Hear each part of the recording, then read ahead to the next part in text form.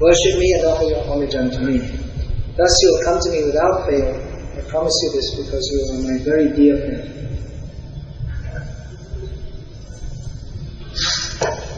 This is the conclusion of Bhagavad Gita. Before this, Lord Krishna explained various subjects of spiritual understanding to Arjuna. He explained about the paths of karma, jnana, yoga, worship of different demigods, performance of sacrifices. So many different points were discussed. Now, we could suppose that Krishna could have just told Arjuna right in the very beginning, well, the next verse says, surrender to me, sarvadharman parityajya, amekam sharanam vraja. Simply surrender to me. But instead, Krishna discussed so many different points before coming to a conclusion. So from this we can understand that at that time also, there were so many different opinions about spiritual understanding. Now Arjuna is a pure devotee of Krishna, that's why he could understand the message of Bhagavad Gita in just a short time. Otherwise, many people are going on discussing Gita all their lifetime and they don't understand it. Arjuna immediately understood.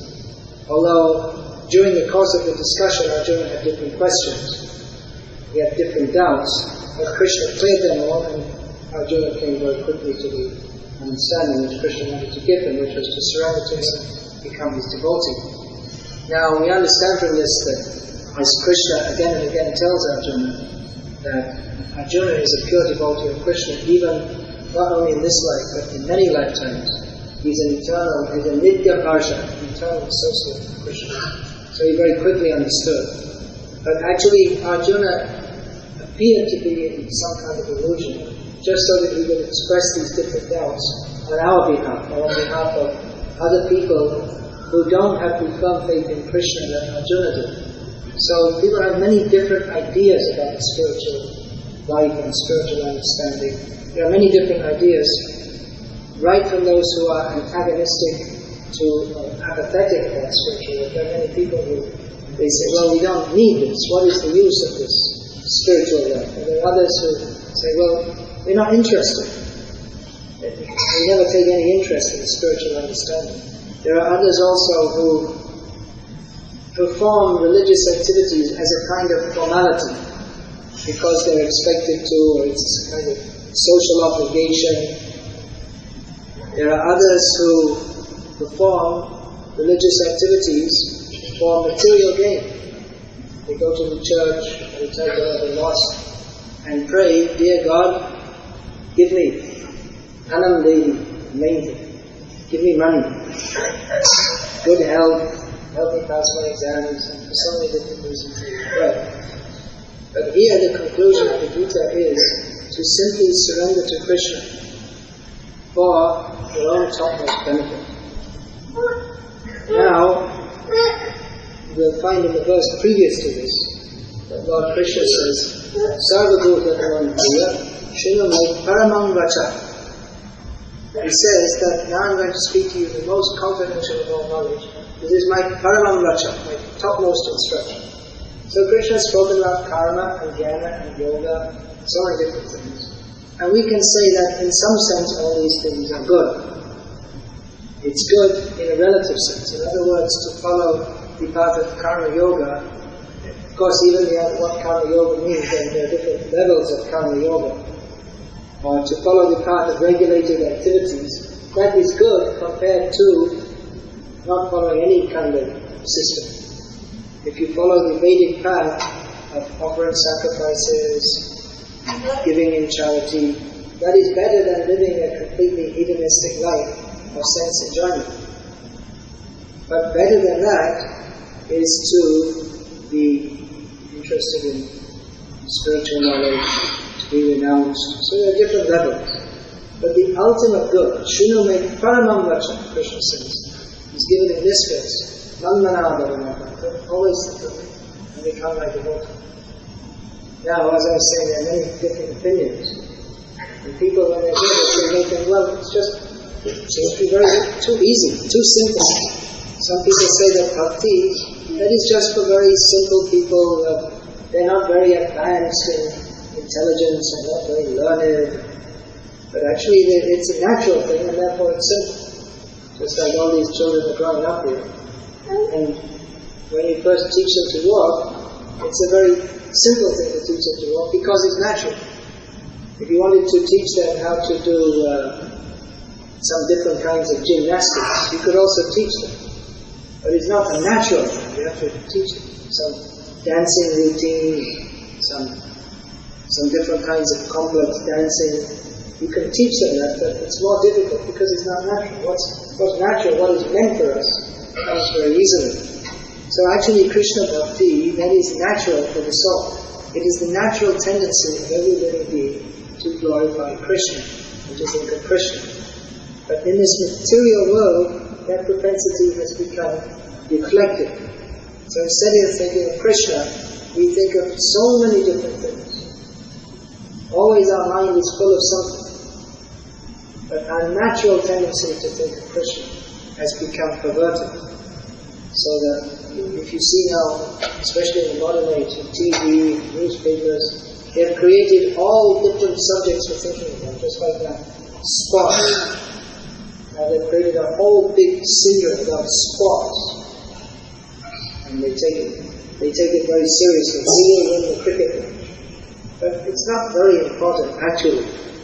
If you examine what is a cricket match, it means someone is throwing a ball and someone is hitting it with a piece of wood. It's actually maybe for children. But now they take it very seriously.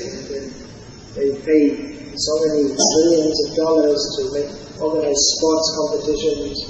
Actually, it's just they've made a big scenario, a big hype about it, because it's good for business. When they're selling Pepsi Cola. Some cricketer is drinking it, so you should also drink it. It's all just made for diverting our minds. There's so many programs on television, and it actually brings down the intelligence level, so that people become fascinated by things which have no meaning whatsoever. You see, Krishna says, always think of me when you're thinking of sports stars, music stars, and someone who's got the worst character, some rock singer, they become glorified. So that tendency to glorify others is there. Just if you see some Indian cricket team comes to Sharjah, and everyone glorify them. Such great people. But what is their greatness? Their greatness is their ability to hit a ball with a piece of wood. Or a great singer, what is his ability? To jump around on a stage with long hair, dropping up and down. So that tendency, we have to glorify others, but we don't know who we should glorify, so that we will be fully satisfied. Actually, we should be glorifying Krishna. But if we don't glorify Krishna, then we'll glorify someone. We have to see what is the result. If you glorify Michael Jackson, what will be the result? You won't get bliss. You won't get happiness. You won't get satisfaction, either in this life or in the future life. But if you glorify Krishna, then the result is Tatva Deyam Sinarja Iti Mameti Soja. That you go to Krishna and you live an eternal life of bliss. Even in this life, if you glorify materialistic people, then your heart will never feel any satisfaction. But if you glorify Krishna, then automatically you feel so, by Krishna's blessings, you feel so much satisfied. Because that is the nature of Krishna Bhakti. It's natural for the soul. We are all hankering after happiness. Everyone wants happiness. But the actual fact is, there is no happiness in this material world. Krishna has already certified. Dukhalayama Shashvata. Anityama Sukham Loka. Twice in people Krishna. There is no happiness in this material world. And even if you think that I am happy, that everything here is temporary. You see, people are coming to Abu Dhabi. They're thinking, I will be more happy than if I stay in India, Bangladesh. But it's true that people have facilities. They have cars, smooth roads, not like in India. The roads are very smooth, and you get all different kinds of foods from all over the world. The middle air conditioning, you have to get air conditioning. It's too hot, it was the desert.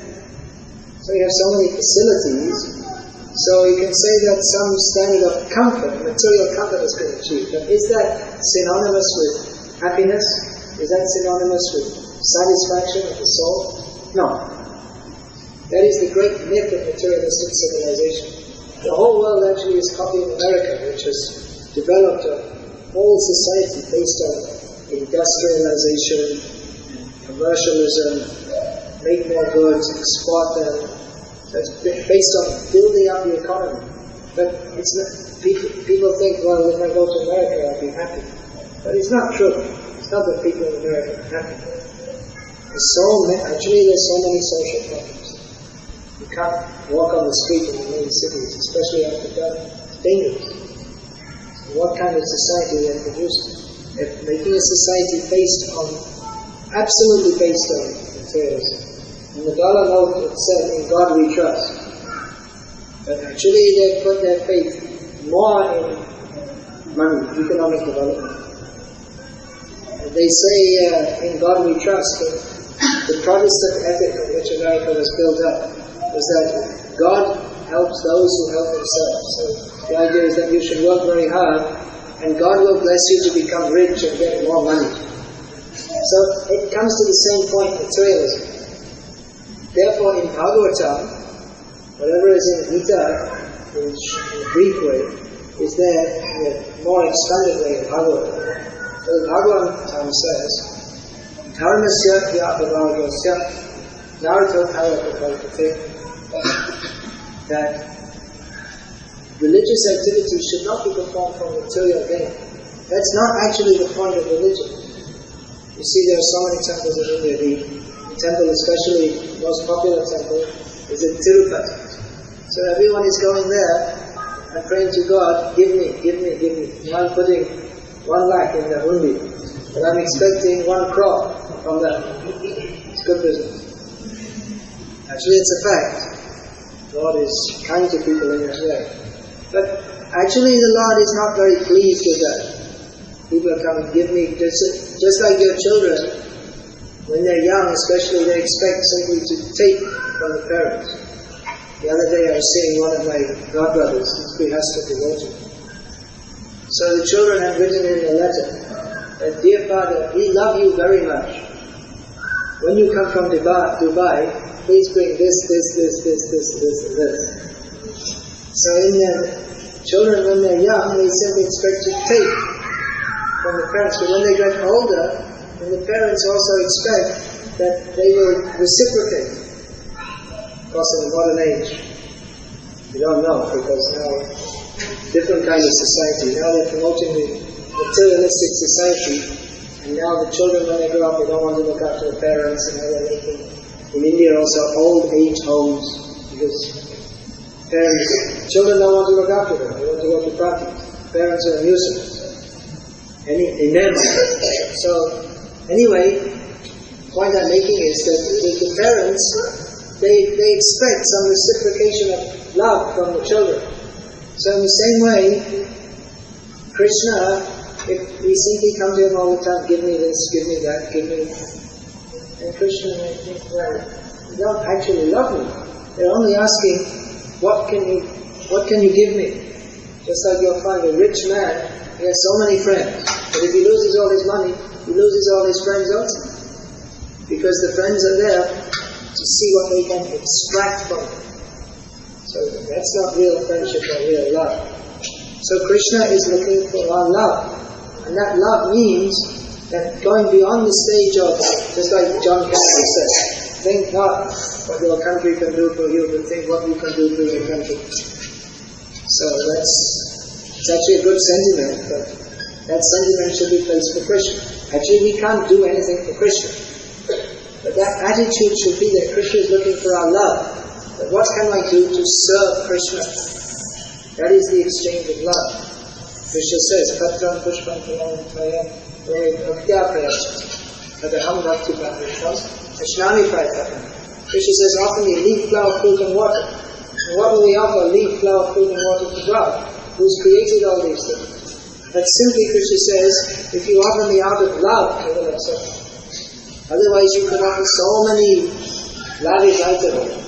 But if there's no love there, Krishna won't accept it. Just like Duryodhana wanted to invite Krishna to his palace for a meal, but he had some diplomatic purpose. So Krishna didn't want to go. But then Vidura invited, he went to Vidura's home, his wife is there, and she's giving the banana skin in her ecstasy. And Krishna said, well, I'm offering her love, I have to accept it. So Krishna is looking for the love of the devotee. And love means that we're simply thinking how to please Krishna, not what I can get from Krishna.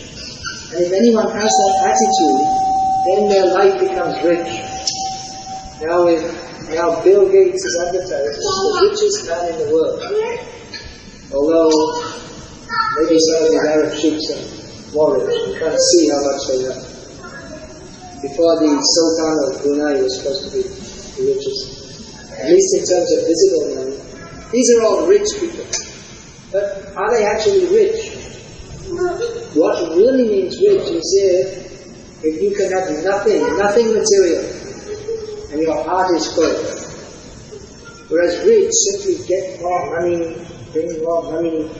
That's not actual richness. It's a very great mistake of modern civilization, that they equate success with material acquisition. Actually, I'm just finishing one book now, called Glimpses of Traditional Indian Life, and it shows how people in traditional Indian culture, they were satisfied to live very simply, but their life was centered on glorifying God, glorifying Krishna. But then the British came and they thought, this is hopeless for economic development. Because you see, even the man just has some cloth to wear. He goes to the river. In the meantime, he washes the cloth, puts it to dry. By the time he takes back, it's already dry. Puts it back on again. And whatever food is coming, he's satisfied. The British said, this is terrible. And how are we going to make people work in factories if they're satisfied? One friend was telling me, he's from America, and he made some ashram in the country, in Karnataka. So he was arranging for the construction and everything. So he thought the construction work is going on very slowly. The people, they're working just at their own speed. So he had to hire one local village man to oversee the work. So he said, American idea, let's pay them more and then they'll work out. He said, no, don't pay them more, then they won't come. I said, well, that doesn't make sense. I'll pay them more anyway. So he paid them more and the next day they didn't come. I said, why is it? He said, well, they have enough money to eat for 2 days, so why should they come? When they need more money, they'll come back again. Now in Delhi and Bombay you won't find them. That's the old way of living. But the idea is that they're satisfied with whatever we have, enough. So the idea was that, the idea in the old Indian culture was that we should be satisfied with whatever God gives, and we should dedicate our life to serving Him. Kirtan, that we would rise early in the morning. Everyone would do puja in their home. Tradition was there. Everyone would do puja, some art, japa, everyone would do.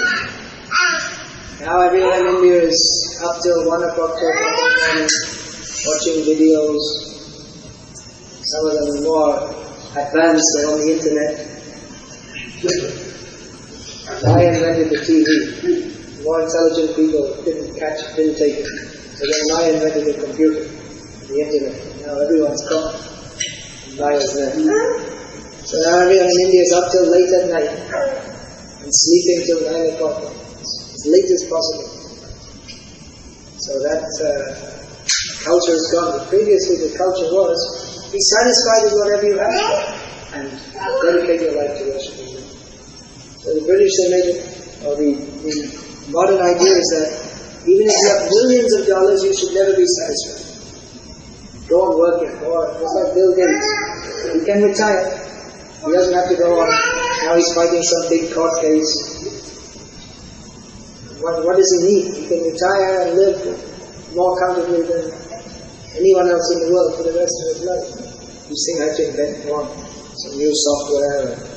Always this idea, never satisfied. So what is better, to be satisfied with nothing, or to be never satisfied even with billions of dollars? These are very basic things people don't know, because they've lost the clue to happy life. Happy life is not that everyone has to be a beggar. They have to do some activity in this world. Krishna never told Arjuna to stop his fighting. He was a Kshatriya, so his duty was to fight. Krishna didn't tell him to stop that. But what is the essence of life is children of Krishna, because this human life is attained after many, many births. In this life we have the opportunity to think of Krishna and go to Krishna. So if we don't use that opportunity, if we simply use our whole life for indriya sukha, the animals are doing that also. So that means in the next life we lose the opportunity of human life. So Krishna is teaching Arjuna, think of me, become my devotee, worship me, bow down to me. Unfortunately, due to the entrance of Kali Yuga, people were not taking this very seriously.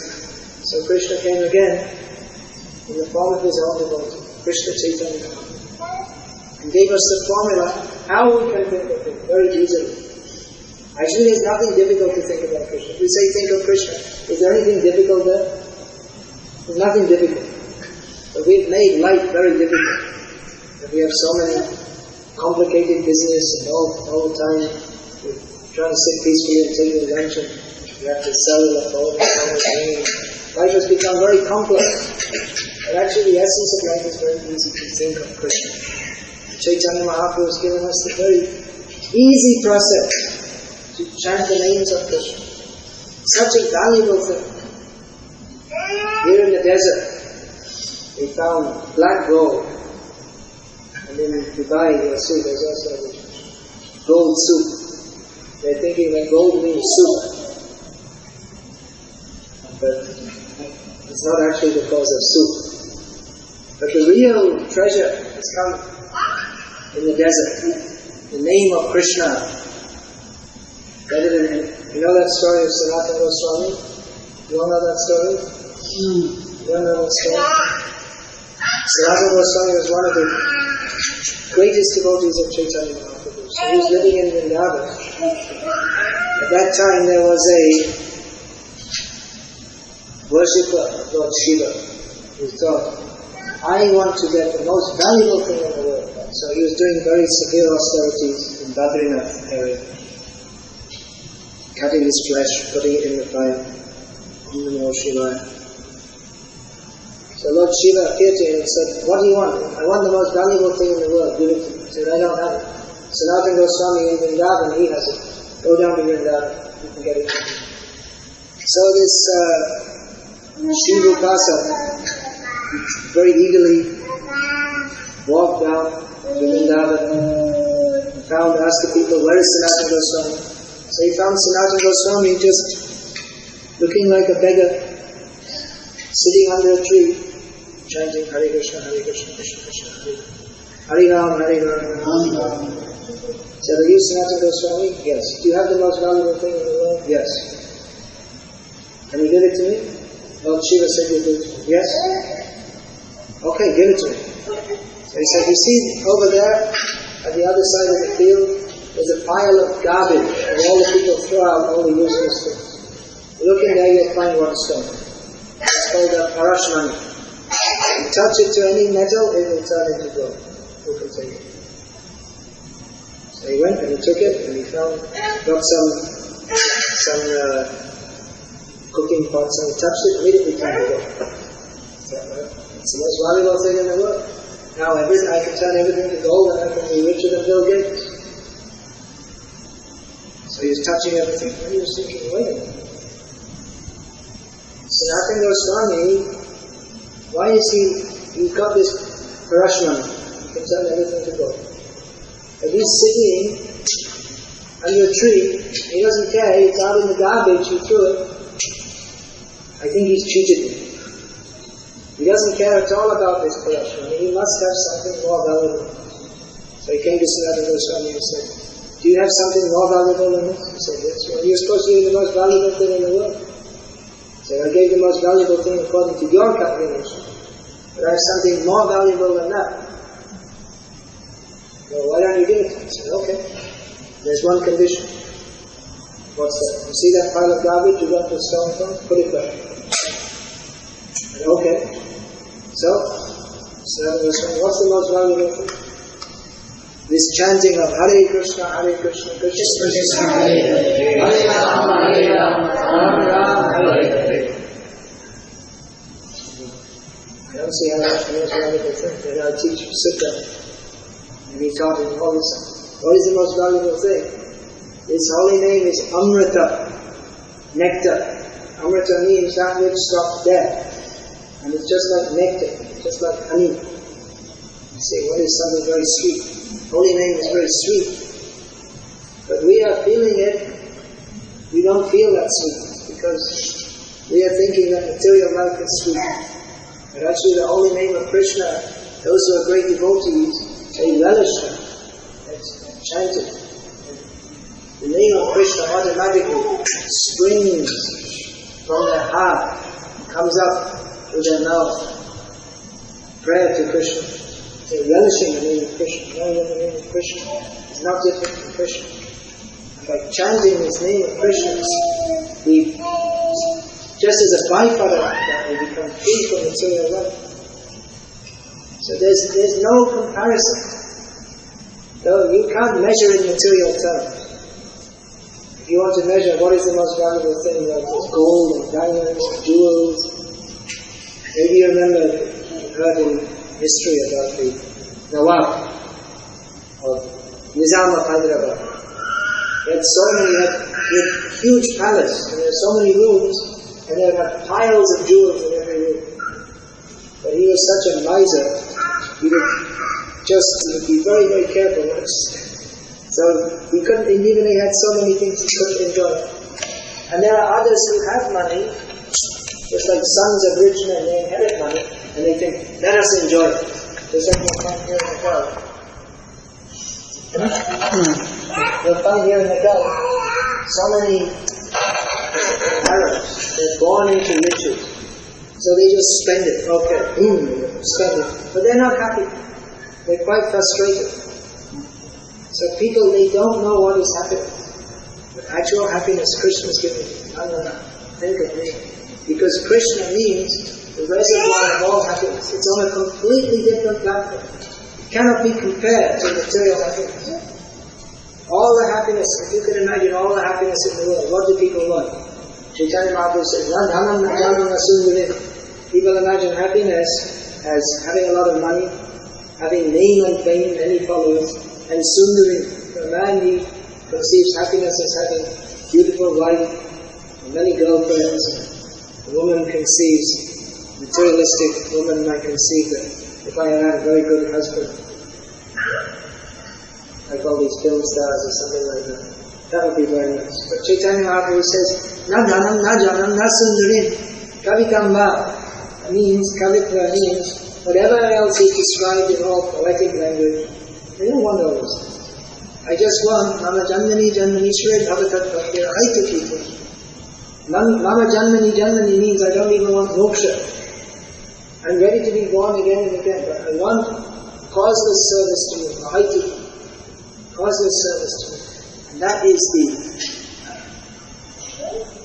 this attitude is the cause of unlimited transcendental bliss, which materialistic people, they cannot even imagine. We can't even say materialistic people. We're trying to be devotees of Krishna. But even in our very neophyte stage of Krishna consciousness, even the happiness we get is far more than anything, than any material happiness can do. Sometimes people ask me, they say, well, how long have you been in this Hare Krishna movement? And I tell them 20 plus years. And they ask, well, are you happy? So I tell them, I wasn't happy, why should I do it? No one's coming with a gun and telling me you have to chant Hare Krishna. No one's forcing me to do these things. If I wanted to, I could go back and join the 9-to-5 way of life. Could do.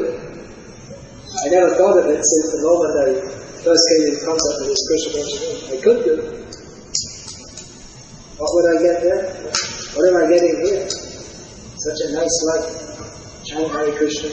You have the best friends. One gentleman in South India, I was visiting his home. After some time, he wrote to me and said, "Is there any way I can serve you?" I said, "Well, what can you do for me? I just need some cloth and a little prasad, and I'm getting that anyway." So I wrote that, why don't you, if you want to do some service, you distribute Prabhupada's books in your area. So he wrote back to me and said, "It's very nice distributing these books, but the only problem is, I'm losing all my friends." That they say, "Come on, you're becoming too spiritual. It's all right to be religious, but not too much." So I wrote back and said, "Don't worry, Krishna will send you new friends." After some time I wrote back and said, "I lost all my friends, but I've got so many good friends who are interested in Krishna. I'm glad I lost those other friends, because they were useless anyway." So that's the fact, we have the best friends. You see, Krsna Consciousness is so nice. I never met any of you before. But we're all friends already, isn't it? Automatically. Because what? Because we have the best friend in the center of our lives, who is Krishna. So if we relate with Krishna, we can automatically relate with him. And we find that. I go all over the world, or even in Mayapur festival time, we meet devotees, and immediately we can sit down and talk, because we have the same common interest, who is Krishna. And this kind of friendship is not meant for exploiting others. You see, in materialistic society, we make friends, it's, hey, let's be friendly, but you're really thinking how much advantage I can take from that person. But in Krishna consciousness, we simply want to share realizations about Krishna and help each other to become Krishna conscious. So even in this life, it's very happy, very good life, very clean life. Otherwise, materialistic life means sinful life, unhappy life. You'll find, I'm sure you know you must know so many people who are in the same background as you, who are eating meat and getting drunk and going to parties. You find people are not happy like that. No one's in the slightest bit happy. Even physically, it's very bad for health to do all this. And they're full of anxiety, not at all happy. But if you chant Hare Krishna, then you get the best friends, you get the best way of life, very clean, pure way of life. It's best to bring up your children also, because in modern society it's very, very dangerous. It's very easy for children to become completely degraded. There's so much problem. More among the middle class in India, with the children, taking intoxication, don't care, like I say, they're the old age homes, which I never heard of it, because the children are throwing out their parents. We want to enjoy life, we're just a nuisance. That's what they're thinking. And if you bring up your children in Krishna consciousness, they like it. They like to chant Hare Krishna, isn't it? They like to chant Hare Krishna. You see? They like that. And they grow up learning about Krishna. So even from the material point of view, it's a much better way of life. And what to speak of the unlimited spiritual benefits you get by chanting Hare Krishna. So my request to you is please chant Hare Krishna. And don't be deluded by so many different ideas when we were just discussing it. There's so many different gurus and swamis. But basically they're all self-interested. They're not interested in surrendering to Krishna. So let us surrender to Krishna within our capacity, within our grihastas. So you can fully surrender to Krishna in grihasta. But there are also family duties, social duties, those things are there. We should Krishna-ize our lives. Put Krishna in the center. Then you'll be happy in this life, and next life, you'll be dancing with Krishna, a spiritual life. So let us make that the goal of our lives, to be fully Krishna. Would you like to be fully Krishna conscious? Good. That's alright. Now he's saying Ahu. After some time he'll be saying Hare Krishna. Does anyone have any questions about that? I'm sure there may be some questions.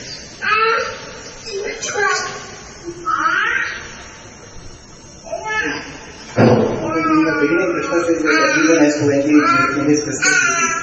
And now Krishna is saying, always think of me. So what are those prescribed duties and how we can engage, how we can always think of Krishna while engaging in those prescribed duties? Well, that Krishna tells Arjuna succinctly, Rama Nusmara Yuddhacha. He told Arjuna that you think of me and fight. So Arjuna's prescribed duty was fighting. But Krishna told him, think of me and fight. So everyone has to do some kind of work. Arjuna was under the impression that Krishna was advising him to give up all kinds of work. And Krishna told him, no, everyone has to do some kind of work. Even I do work. I don't have to, but I do just to set an example for others.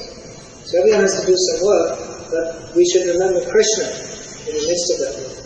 So how can we do that? Therefore we have the process of sadhana, based on chanting, so that we can remember Krishna throughout our days. It's a practice. Sadhana means process of practice, development. From sadhana comes siddhi. Siddhi in Krishna consciousness. So you chant, you get time to read. You can also try to give Krishna consciousness to others. That will help to make our unavoidable relationships in the material world spiritualized, Krishnaized.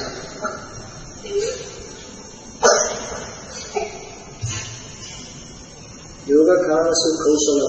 Krishna says yoga is the art of being kusha, being expert. Have to always think of Krishna. Krishna is saying you worship me and offer your homage unto me. So worship doesn't include homage, so like it. No, Madhyaji Mam Namaste. Actually, offering obeisances, that is all included in the worship process. Actually, Nandana, think of me. If you think of Krishna, become his devotee. Actually, all four things, they all add up to the same thing. But Krishna is just like repetition for the sake of giving some emphasis. Of course, it's possible to think of Krishna not being his devotee. Comfortable. But that Krishna is not recommended. Especially now, if we say Madhyaji, it means of worshipping. Now, this is very important because some people say that work is worship, or Manava Seva is Madhava Seva. This is all some made-up ideas. Krishna is saying, worship me. And Namaskuru, offer obeisances. This is very important.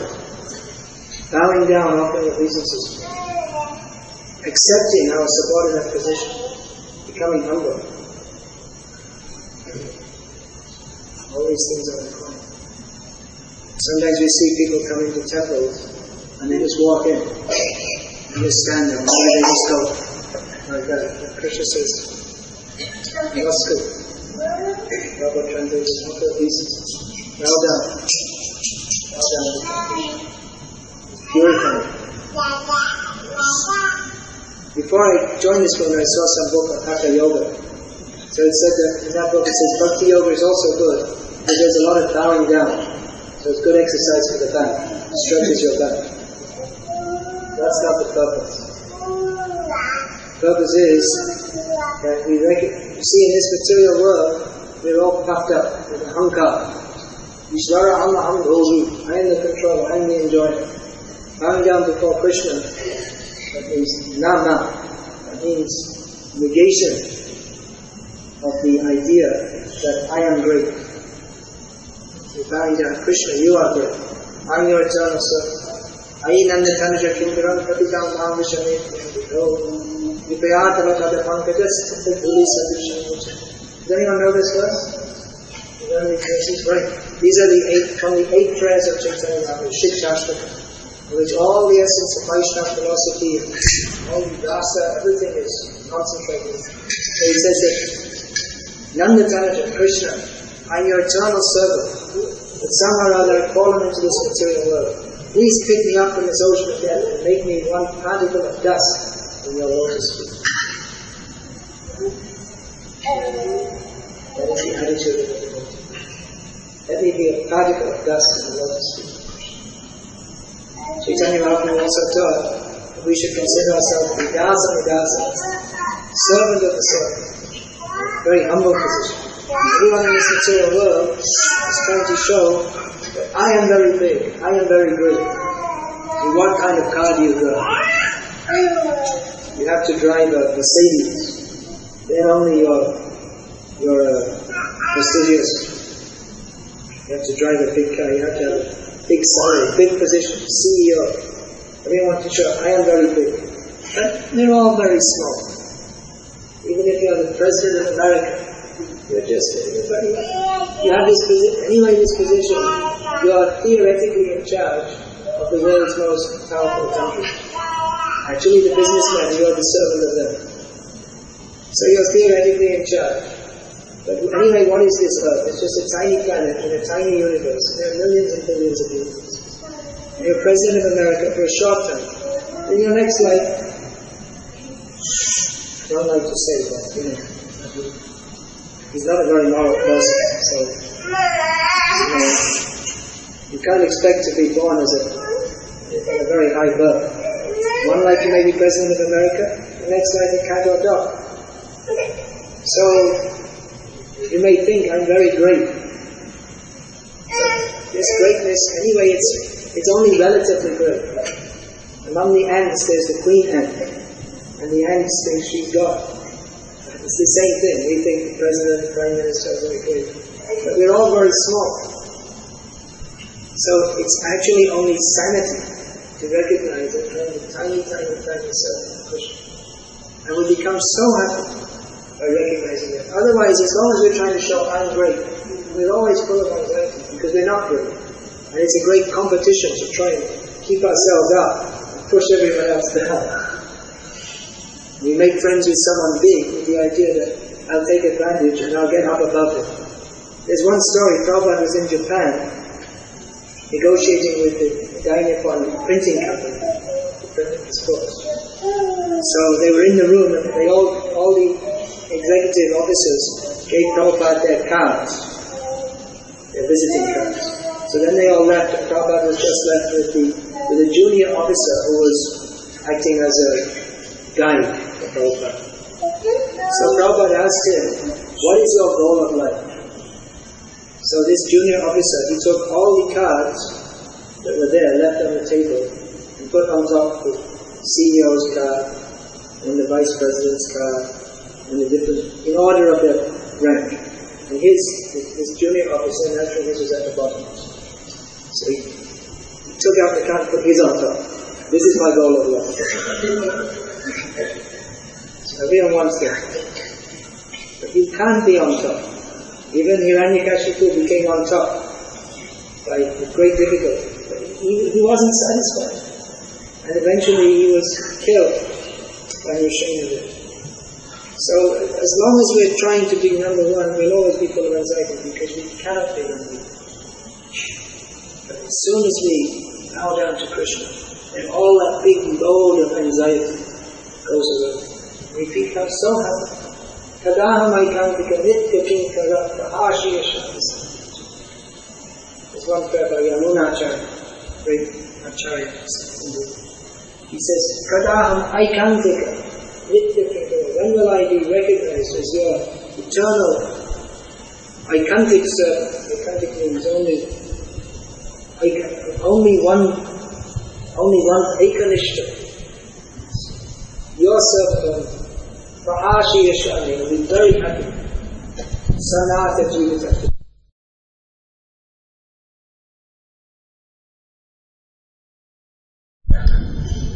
I mean, it's author. No parents, no master. So actually everyone in this world is anata, because we forgot who is our Now, who is our master? So devotee of Krishna feels very satisfied. He knows Krishna is looking after him. It's both of Krishna. He doesn't have to try for something which is useless anyway. Trying to become on top. What is the value? Materialistic people can't understand it. Why? It's humility. They think it's some kind of cowardice. Actually, the devotee is very, very satisfied with the relationship.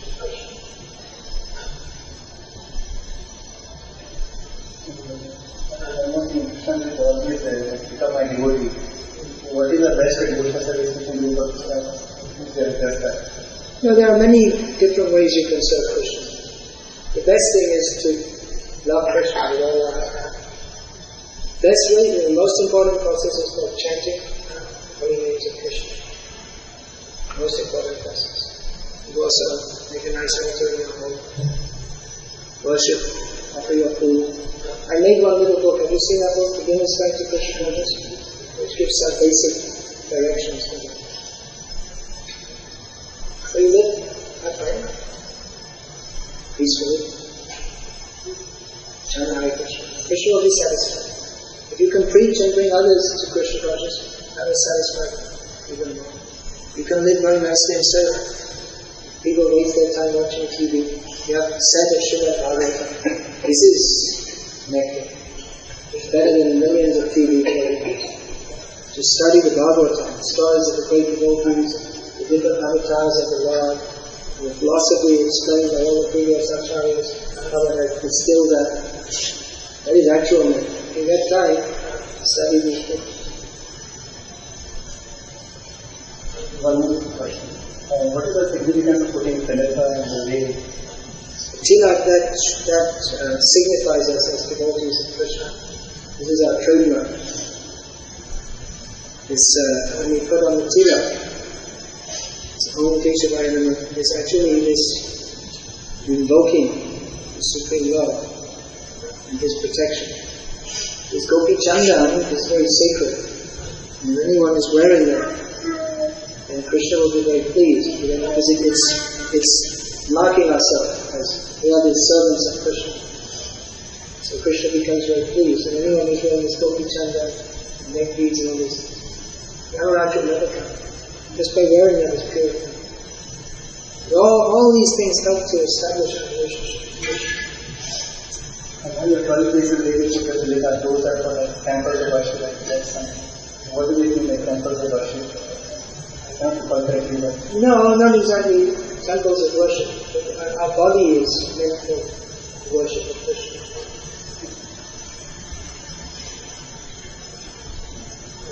Meant to worship of Krishna. So you should put on tilak. There should be a space in the middle there, and rest it on. Top part is supposed to be like the footprint of Krishna, and this is representing Tulsi, which is very dear to Krishna. Which is very dear. The base is what? Tulsi. And you said about 3/4 of the It should be 3/4. Bhakti Purana says 3 pada. It's about 3/4 of the land. I'm writing another book, it's almost finished. Vaishnava culture educated. What do you observe these things in detail? significance of 3/4 of the land. Significance means that may not be significant, but it should be the shape of the Tulsi leaf. So Tulsi leaf has a particular shape and size. Even on arms and chest also we have to put the same way like we put on the forehead. Yeah, that's what I'm saying.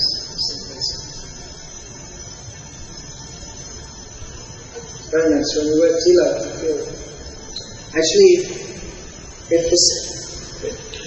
if you don't wear it, then you feel that it's kind of strange. When you're going to work, you may not be able to work. You may be able to also, depends how bold you are. But in this culture, in this country, I see that at least you can put water for this part. For the other parts, you can put this. At least you put water and say the mantra. Actually, everyone in India used to wear. If not, Vaishnava tilak, some different kind of tilak. Nowadays people sometimes think it's strange. But if you come out, I know I was telling one devotee who's working as a salesman. So I said to him, he was asking, I said, you can also wear it. So he started wearing it. So people asked, what is this? I said, it's tilak. That means a member of Gauri Vaishnava or something like ISKCON.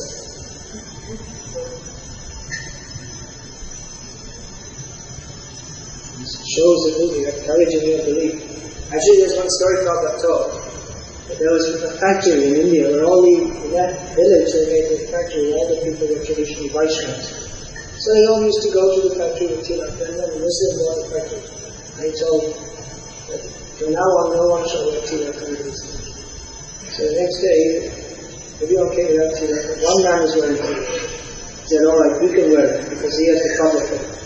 No one else should wear it. He respected him. And second one? There was a factory that had been set up in a village where in that village people were traditionally Vaishnavas, so they always used to wear Vaishnava tilak. And then a Muslim bought the factory and he told that now no one should wear tilak. So the next morning, only one man came with tilak. So the Muslim proprietor said, he can wear tilak because he actually has the faith to do so, no one else should wear it. You get a lot of strength by sticking to your principles, actually. You shouldn't be afraid, you're safe. You're safe for your Krishna. I've had many experiences like that. If you boldly stick to your principles, many experiences. Once I was coming on a flight from St. Petersburg to London, and one man came up, he was a little skeptical. He said, well, how's the conversion rate? He said, I don't mean the money. Are you converting many Russians? And I said, yes, actually. He took it, so he was speaking sarcastically. I said, yes, it's actually a very good field for spreading spiritual culture because people are disgusted with material life, there's nothing in it, and start preaching to them. And he actually became a little, he wasn't expecting that. He thought he was putting me down, but I started and then he told me actually he was a lord in one of these British lords. He was happy. And many times I've had that experience. Once at an airport in America, I was waiting for my bag to come.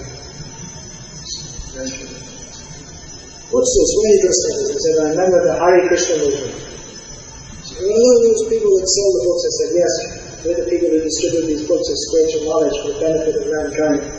He was a little sarcastic. I thought that I was very strong. And then I was preaching to him, and then I sold him a book. I was carrying my books, Beginner's Guide with me. So in the end I sold him a book. So it's good to be strong. Have faith in Krishna. Maybe Krishna has come in that way of sarcastic way to test. We can take like that. The point is that we should never be afraid or shy of, yes, the devotees of Krishna. Krishna is supreme. People say, what is this way of life? You're not drinking, you're not smoking, you're not going to parties. I say, no, we're not. We have our own parties.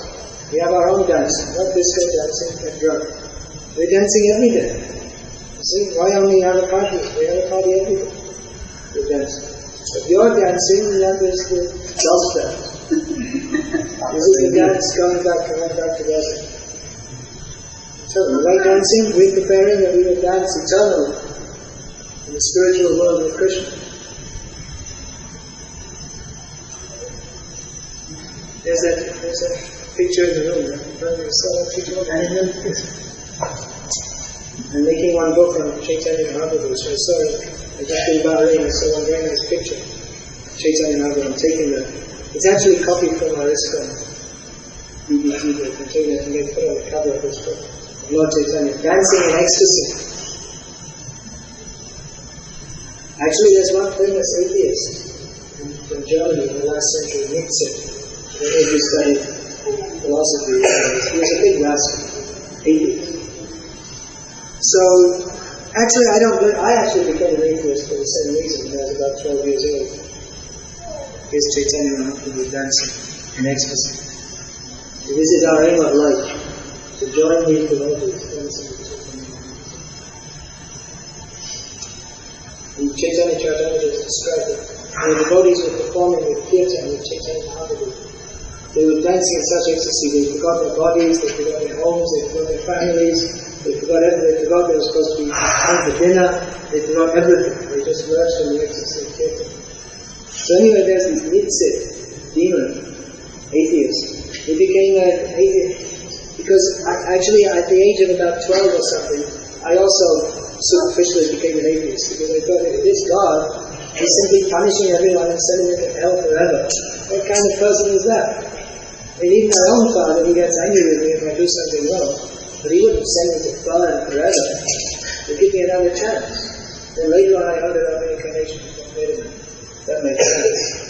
So anyway, Nietzsche became an atheist, but he said sarcastically, he wrote once that I could believe in a God if he would be dancing. Because they have the idea that God is an angry old man sitting on a cloud punishing everyone. But here is God, dancing. Poor Nietzsche, he already was there. He lost the clue. So Krishna was dancing, Mahaprabhu was dancing. You felt it? Do you believe in this? Our religion means, this Krishna consciousness means Anandam Buddhi Bhagavanam. Chaitanya Mahaprabhu is describing. There is a great ocean of ecstasy which is always increasing. And Pratipadam Purnamrita Asvadhanam. Pratipadam means at every step. Pratipadam Purna Amrita Asvadhanam. Tasting full nectar.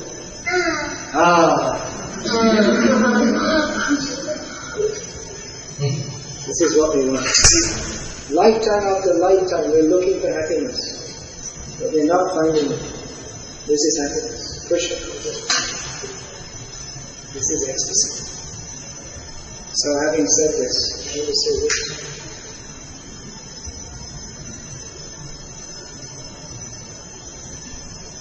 See, so your friend. You can't trust that. You can only trust Krishna.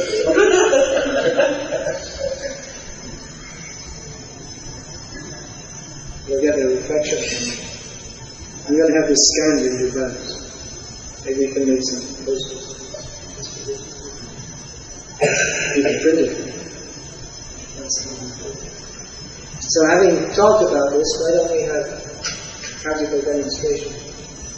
Not only theory, but practical chemistry. Theory and practical. We should have some chanting and dancing. Before that, I just have to spin up this material body. I'll do pass water often, so I'll do that. And then we can all have some chanting and dancing. Stop here. Yeah.